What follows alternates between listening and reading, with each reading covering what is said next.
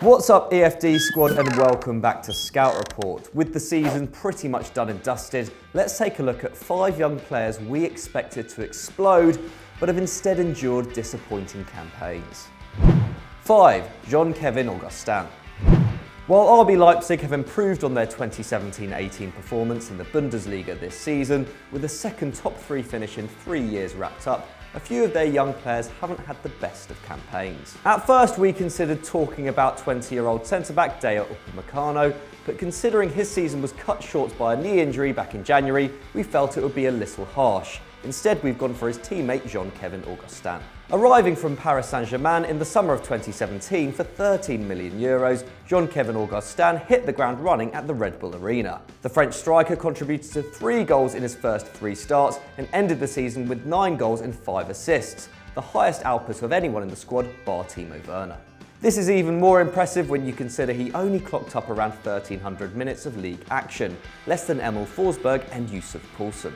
But despite ending the last campaign in great form, 2018-19 has been forgettable for the 21-year-old.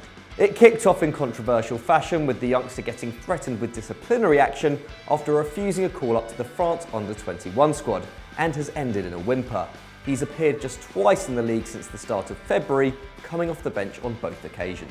In fact, Augustin has amassed just 3 league starts all season, with his last coming back in October, clocking up just 382 Bully minutes in total. In stark contrast to last season, this has coincided with the upturn in form of teammate Poulsen, who has enjoyed his best campaign to date, hitting 19 goals in all competitions and clocking up over 2,000 minutes in the league. This has seen the Frenchman's attacking play suffer. He is currently taking just 52% of his shots inside the box, compared with a staggering 81% the previous season. Clearly out of sorts in Germany, we wouldn't be surprised to see Augustin leave the Bundesliga in the summer. A big shame considering the great promise he was showing just 12 months ago. But before we move on to our next section, please do hit that subscribe button and the notification bell so you don't miss another EFD video. Let's go. 4. Justin Kluivert. Unlike Jean-Kevin Augustin, Justin Kluivert has been afforded adequate game time in his first season at Roma. After signing from Ajax for a relatively modest €17.3 million last summer, the Dutchman has amassed around 1,200 minutes in Serie A, only slightly less than highly rated teammate Cengiz Under, and has also put up a decent level of production. Having just turned 20, 1 goal and 6 assists in the league is not to be sniffed at. Add to that a strike on his Champions League debut, and the youngster will be pretty happy overall. However, the underlying numbers suggest Kluivert is actually a little bit out of his depth. Despite notching up over 2 key passes a game from the left wing, his expected assist stands at just 2.6 for the entire season, less than half of his actual output, suggesting that the chances that he does create are generally not high quality. This can be forgiven somewhat when you consider Roma's decline as an overall side this season. They are set to finish outside the top 3 for the first time since 2013, and Alexander Kolarov has scored as many goals as Edin Dzeko. Nevertheless, it's hard to argue that 2018-19 hasn't seen Kluivert progress as much as we'd like him to, and the most worrying figures relate to his goal-scoring abilities. He netted 10 in the Eredivisie last term, and his drop-off in Italy can be attributed to the fact he simply doesn't shoot enough. He currently fires off just 1.5 shots a game, less than half his 2017-18 average of 3.1, and takes just 0.7 from inside the box. How Kluivert's Roma career pans out from here largely depends on who is Giallorossi coach come the new season. But currently sitting behind El Shaarawy and Under in the pecking order, it's hard to see him being a success at the Stadio Olimpico as things stand. Let's hope he proves us wrong. 3. Malcom. Malcom first arrived in Europe in January 2016 when he was signed by Bordeaux from Corinthians as a replacement for the outgoing Wahbi Khazri, and despite being just 18 at the time, adapted quickly to Ligue 1. His performances improved season on season, and his excellent 2017-18 campaign, in which he contributed to 19 goals from the right, was enough to convince Barcelona to spend €41 million on him. Given the Blaugrana's horde of attacking talent and the huge money spent on Ousmane Dembele and Felipe Coutinho, it was never going to be easy for the young Brazilian to nail down a starting berth under Valverde. But none of us thought his first season at the Camp Nou would go as badly as it has. Malcom didn't receive his first start until November, when he was subbed 57 minutes into Barca's 4-3 defeat to Real Betis. During his time on the pitch, he attempted just 13 passes. And it hasn't got much better. He didn't get his first goal involvement in the league until March, and didn't complete a full 90 until April. Having played nearly 3,000 league minutes in his first season at Bordeaux, the 22-year-old has been afforded under 500 in La Liga, less than Carlos Alenya, Thomas Vermaelen and Samuel Umtiti, who's missed 28 games through injury.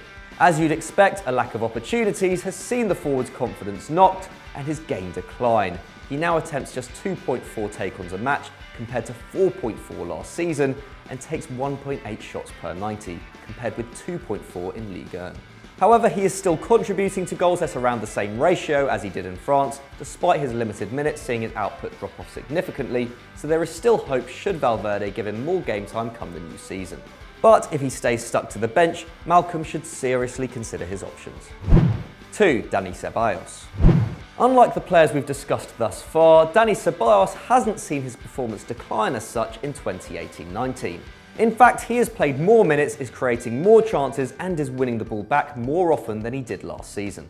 However, for such a prodigious talent at 22, the Real Madrid midfielder is simply not playing enough games. Of his 23 league appearances, 10 have come off the bench, and the only significant squad member to have clocked up less minutes is Isco, who was seriously out of favour for much of the season. While his defensive numbers remain excellent, completing 3.4 tackles and interceptions a game, Ceballos looks a less dynamic player than the one who was snapped up from Real Betis in 2017. Over the previous 2 seasons, the Spaniard attempted on average 4.5 take-ons a game, completing around 67% of them. That has now plummeted to just 2.3 attempted take-ons with a poor 43% success rate. Pretty alarming for a player of his technical ability. Clearly not being used correctly at the Bernabeu, Ceballos has worked under a total of 3 managers during his relatively short time in the Spanish capital, and he's never been favoured by Zidane, playing just 575 league minutes over the past 2 seasons when the Frenchman has been in the dugout. With 20-year-old Federico Valverde getting in the team ahead of him, it looks like Ceballos' days in Madrid could be numbered, and considering how the last season has gone for him, a fresh start elsewhere is probably what he needs. 1. Leon Bailey. One of the Bundesliga's most promising forwards of recent years, Leon Bailey was tipped for a big money move away from Bayer Leverkusen in the summer of 2018, with reports of interest from Man United and Chelsea, and talk of a €100 million price tag floating around. And it wasn't that surprising. At just 20 years old, the Jamaican had taken the German game by storm, scoring 12 and assisting 6 in the Bully and DFB Pokal, contributing to a goal every 140 minutes from the left. However, in 2018-19, Bailey's name has gone quiet on the transfer rumour mill, with other youngsters such as Jadon Sancho and teammate Kai Havertz stealing the show this season. Having played just 300 minutes less this season, the former Genk winger has produced just 5 goals and 1 assist in the league, and it's no surprise he's not enjoying as much success in front of goal.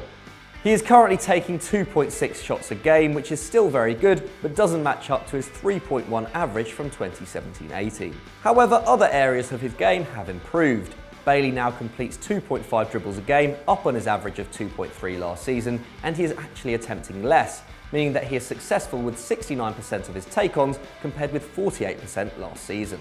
This is evidence enough that he is maturing, and despite dropping off in 2018-19, we expect him to hit his previous heights and perhaps even surpass them in the coming season. Considering he turns 22 in August, and with the likes of Brandt and Havertz continuing to improve, it could be make or break if he wants to put himself back in the shop window. So those were our 5 young players who have had disappointing seasons, but can you name any more? Hit us up in the comments below and maybe I'll reply to one of them and tell you what I think. Anyway, if you enjoyed this, why not go and check out Stat Wars, the League and the Champions. And as always, don't forget to like and subscribe. Have a lovely day.